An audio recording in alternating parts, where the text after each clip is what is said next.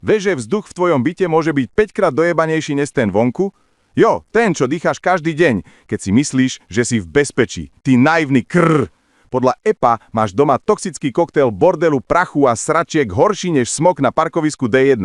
Prečo? Lebo nevaríš len obed, ty si pomaly udúšaš vlastné plúca. Varenie, sviečky, zatvorené okná, robíš si z bytu vanilkovú plynovú komoru do piče. Nie, nemáš prestať variť, ale otvor to zasraté okno, vyvetraj a prestaň páliť sviečky, ak nechceš zomlieť na romantickú atmosféru. A hlavne, nechoď po byte v topánkach, ty prasa. Na podrážkach máš hovná, vírusy, pesticídy, ťažké kovy a celý vonkajší bordel, ktorý si vláčiš do postele. Jasné, kedysi sme žili vonku, lenže vtedy neboli autá, továrne ani smog ako z pekla.